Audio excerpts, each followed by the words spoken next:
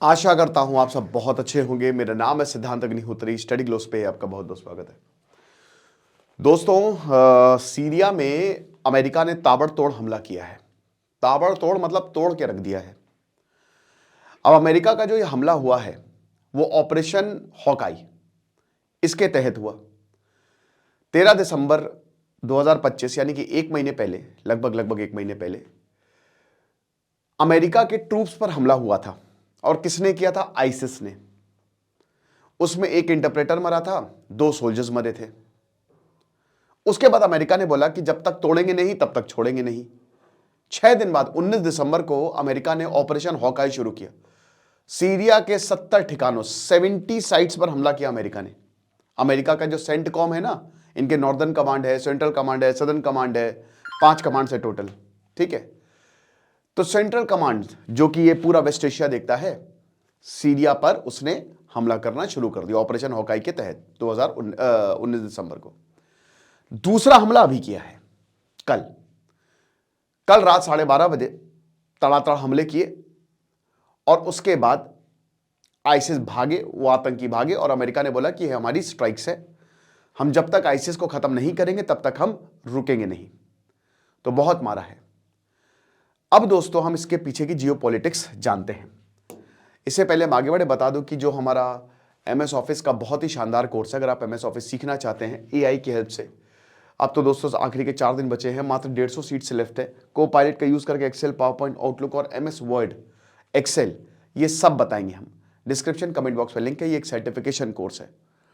तो दोस्त, अमेरिका जो है ना वो ये कह रहा है कि देखो हमने तख्ता पलट कर दिया है। सीरिया में क्या हाल है आपको पता ही, मैंने इसमें बहुत सारे लेक्चर्स किए थे, स्टडी ग्लोस में काफी लेक्चर्स अवेलेबल है। सीरिया में 2011 में जो बर्बादी शुरू हुई, किसकी बर्बादी? बशार अल असद की बर्बादी।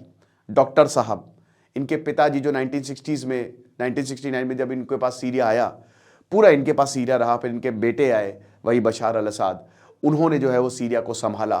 लेकिन 2011 में जब अरब स्प्रिंग हुआ तो सीरिया में भी आईसिस पहुंचा और सीरिया एक प्लेग्राउंड बन गया। मैं कई बार बता चुका हूं कि ईरान, सीरिया, यहाँ के लोग बहुत अच्छे हैं।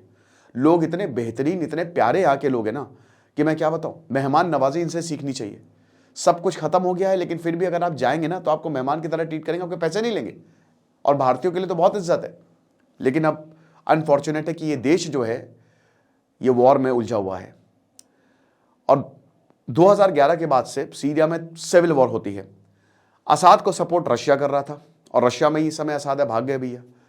अभी शायद खामिनी भी रशिया भागने वाले हैं। जिनको रशिया सपोर्ट करेगा उनको रशिया भागेंगे, जिनको अमेरिका सपोर्ट करता है वो अमेरिका भागेंगे। As simple as that. तो अब आईसिस यहां पे आ गया। आईसिस ने बहुत दिमाग खराब किया। फिर कुर्द आ गए, कुर्द कूदे, अमेरिका ने सपोर्ट किया और अमेरिका की वजह से आईसिस को पीछे ढकेला गया। बट 2017 में सारे ऑपरेशन खत्म हो गए थे। एचटीएस आता है और एचटीएस ने ऐसा कंट्रोल किया ना कि मतलब सारे ग्रुप्स को उन्होंने हटाया। अमेरिका का सपोर्ट था एचटीएस को। मोहम्मद अहमद अल शारा, जिस ये आदमी है, इसके ऊपर अमेरिका ने इनाम रखा था अरबों रुपए का। आज यही प्रेसिडेंट है। पिछले साल जनवरी में तख्ता पलट हो गया सीरिया का और ये आदमी अल शारा आ गया। और अल शारा गया व्हाइट हाउस, डोनाल्ड ट्रंप से मिला और वो काफी, आपने देखा कि तस्वीरें वायरल हुई। तो सीरिया जो है इस समय अल शारा के पास है और अल शारा जो है वो डोनाल्ड ट्रंप के साथ है।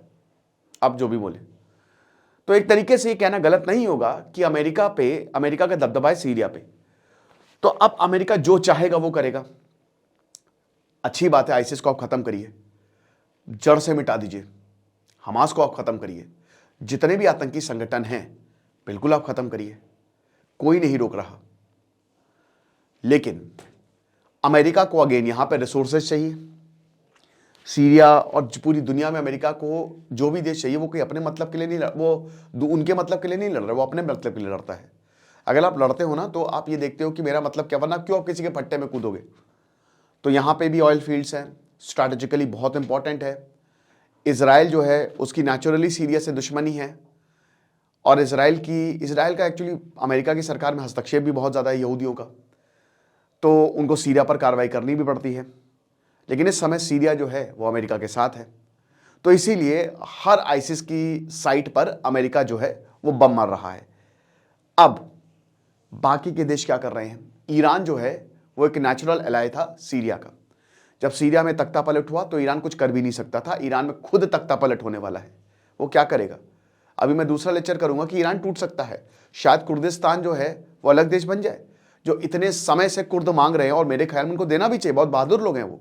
अमेरिका उनको ठेंगा दिखा के भागा था, और कुर्द बोल रहे थे कि भाई आप हमको ठेंगा दिखा के, हमने आपके साथ आईसिस से लड़ाई लड़ी और अब आप पीछे हट रहे हो, और टर्की इधर, टर्की से हमारी दुश्मनी, क्या होगा? और कुर्द सीरिया का कुछ पार्ट, ईरान का कुछ पार्ट, माइट बी पॉसिबल कि अब सीरिया देखिए, जैसा कि मैंने बताया कि अल-शारा है और उसको इतना कोई मतलब नहीं है, उसको उतनी टेरिटरी से मतलब है जितनी उसको चाहिए।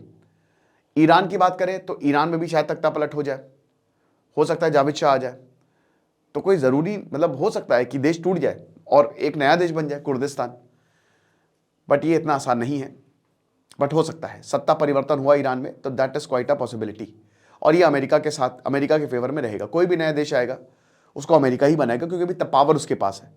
हर नए देश को पैसे की ज़रूरत है, और वो पैसा है पूरी दुनिया की ग्लोबल करेंसी इस समय डॉलर है। डॉलर में पूरी दुनिया में लेन देन होता है, जैसे भारत में रुपए में होगा, वहाँ पूरी दुनिया में डॉलर में होगा। डॉलर ही चलता है और कोई करेंसी नहीं चलती, ठीक है। तो ईरान ने बचाया नहीं, क्योंकि ईरान को पता था कि भाई देखिए, पहली बात हमारी औकात ही नहीं बचाने की, हम बचा नहीं सकते, हमारे प्रॉक्सीज ईरान ने खड़े किए हैं, ठीक है, तो प्रॉक्सीज जाके सीरिया में नहीं लड़ सकते। दूसरा पॉइंट यही है कि अगर हम जाए भी वहाँ पे तो हमारे देश में हमला होगा, और बेहतर यही है कि वैसे भी सीरिया अब उसको बचाया नहीं जा सकता, छोड़ दो।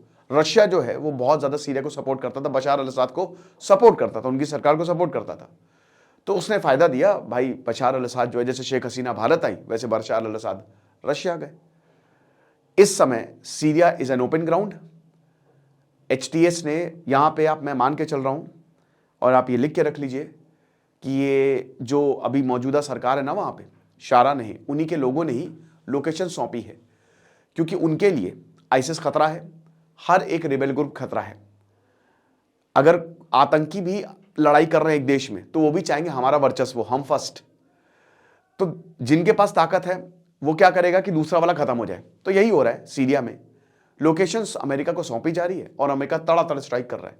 ये आगे और भी स्ट्राइक्स होंगे, ठीक है, और ये तब तक होंगे जब तक कायदे से आईसिस को खत्म नहीं कर दिया जाता। आपको क्या लगता है बाकी आप कमेंट बॉक्स में बताइएगा, और हमारे कोर्स को आप अवेल कर सकते हैं। खुश रहिए, पढ़ते रहिए। दिस इज सिद्धांत अग्निहोत्री साइनिंग ऑफ।